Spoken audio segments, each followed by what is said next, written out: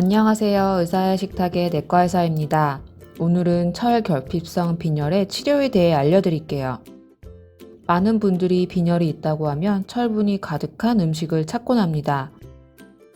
대표적으로 철분이 많은 음식은 다음과 같습니다. 하지만 병적으로 생긴 빈혈을 음식만으로 철분을 보충하기에는 효율이 떨어집니다. 아무리 철분이 많은 음식이라도 섭취한 음식의 일부분만 우리 몸에 흡수되기 때문이죠.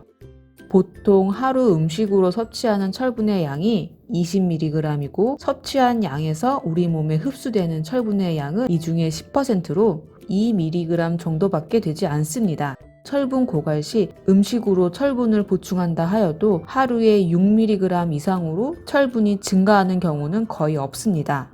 하지만 철분제는 어떨까요? 철분제 한 알로는 20mg의 철분이 흡수됩니다. 무엇보다 철분 가득한 음식만 먹기에는 세상에 맛있는 음식들이 너무 많습니다. 의사가 빈혈을 진단하고 철분제를 처방했다면 철분제를 먹는 것이 좋겠습니다. 철분제 복용을 선택사항으로 생각하지 마시고 치료의 개념으로 생각해 주세요. 철분 결핍 빈혈의 치료 포인트는 원인 질환을 찾고 적절한 용량의 철분제를 충분한 기간 동안 복용하는 것입니다. 빈혈의 원인을 찾지 않고 철분제를 먹는 것은 질병의 진단을 늦추게 하는 위험한 일이 될 수 있습니다. 빈혈의 원인에 대해서는 이전 영상을 참고해 주세요. 철분제는 보통 경구철분제를 1차적으로 처방합니다. 그 중에 캡슐 형태의 철분제를 가장 흔하게 먼저 사용합니다. 철분제 복용량은 얼마나 될까요? 빈혈 환자에게 필요한 철분의 양은 절대철이 기준입니다. 철결핍성 빈혈에서 하루에 필요한 절대철의 양은 100에서 200mg입니다.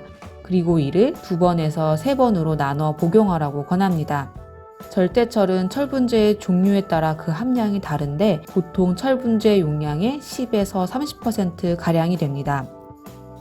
빈혈을 가진 분들이 한 번쯤 들어보셨을 회로바 유서방정 256mg에는 이 절대철이 80mg이 들어있습니다. 하루 필요한 절대철 양을 감안하면 이 약을 하루 2알 먹는 것이 표준 치료가 됩니다. 그런데 문제는 이 경구 철분제의 흡수율이 낮다는 데 있습니다. 그러니까 철분제 한 알에는 절대철 80mg이 들어있고 이 중에 4분의 1만이 우리 몸에 흡수됩니다. 철분제 하나를 복용하면 대략 20mg 정도만 흡수되는 셈이죠. 권고하는 절대철의 최대치를 먹어도 우리 몸에 흡수되는 철의 양은 하루 50mg 밖에 되지 않습니다. 흡수율이 떨어지는 경구 철분제, 해결은 어떻게 할까요? 첫 번째는 빈속에 철분제를 먹는 것입니다. 경구 철분제는 빈속에 먹는 걸 추천합니다. 이는 철분제의 흡수율을 높이기 위해서인데요. 공복 시에 철분제를 복용했을 때는 흡수율이 최대 28% 정도이지만 음식을 먹었을 때는 그 흡수율이 절반에도 미치지 못하게 됩니다. 음식물들이 철의 흡수를 방해하기 때문입니다. 따라서 철분제 효과를 최대로 보려면 공복 시에 복용하는 것이 좋습니다. 두 번째는 비타민C와 함께 복용하는 것입니다. 비타민C가 풍부한 식품과 철분제를 함께 복용하면 철분제 효과를 최대로 볼 수 있습니다. 비타민C의 용량에 비례하여 철분의 흡수도 증가합니다. 가뜩이나 철분제 흡수율이 떨어지는데 철분제 효과를 떨어뜨리는 식품과 약재들이 있습니다. 우유, 커피, 녹차가 대표적입니다. 이런 식품과 약재를 복용해야 하는 경우라면 철분제와 복용 시간을 분리하는 것이 좋습니다. 최소 2시간의 시간 간격을 두고 복용하는 것이 좋습니다. 그럼에도 불구하고 철분제 복용은 쉽지가 않습니다. 5명 중 1명꼴로 발생하는 철분제의 부작용은 복부 팽만감, 복통, 구역감, 변비, 설사와 같은 위장장애들이 대표적입니다. 변의 색이 검게 변할 수 있으나 인체에는 무해합니다. 철분제 복용 후 부작용이 나타났다면 다음과 같은 방법으로 부작용을 줄일 수 있습니다. 첫 번째는 철분제 먹는 시간을 변경하는 것입니다. 공복 중에 철분제를 복용하는 것이 흡수율이 가장 높지만 빈속에 철분제를 복용하면 철분제 부작용은 더 심해집니다. 철분제를 소량의 음식과 함께 먹거나 식후 즉시 복용함으로써 철분제로 인한 부작용을 줄일 수 있습니다. 두 번째는 철분제의 용량을 저용량부터 서서히 시작합니다.